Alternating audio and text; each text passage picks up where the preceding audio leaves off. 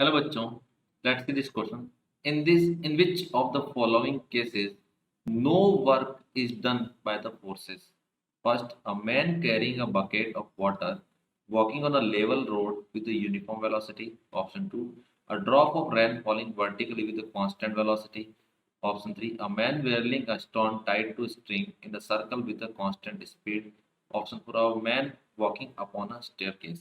ये general cases they रखे हैं, ये हमारा ऑब्जर्वेशन है, दिल्ली के ऑब्जर्वेशन केस है, हमें उसमें पता करना है कि कौन से केस में वर्क डन नहीं हो रहा है। तो हम चेक करते हैं option by option. Option first में देखते हैं। ऑप्शन फर्स्ट में क्या बोला है कि a man carrying a bucket, suppose ये कि पर्सन है और ये वॉक कर रहा है सरफेस पे और इसके हाथ में एक बकेट दे रखी है।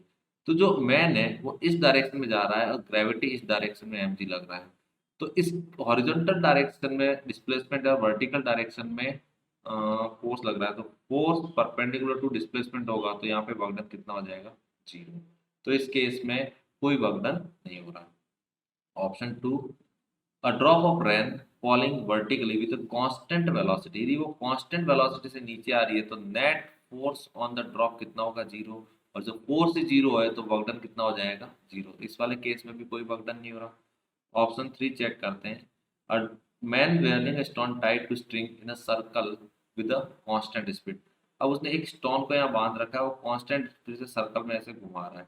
तो यहाँ पे टेंशन इस डायरेक्शन में लग रहा है, डिस्प्लेसमेंट क्या हो रहा है? उसके परपेंडिकुलर लग रहा है। टेंशन इधर है और डिस्प्लेसमेंट इधर है। अगेन फोर्स और डिस्प्लेसमेंट एक दूसरे के परपेंडिकुलर है, तो वर्क डन कितना हो जाएगा? जीरो। तो इस केस में वर्क डन कितना हो जाएगा? जीरो।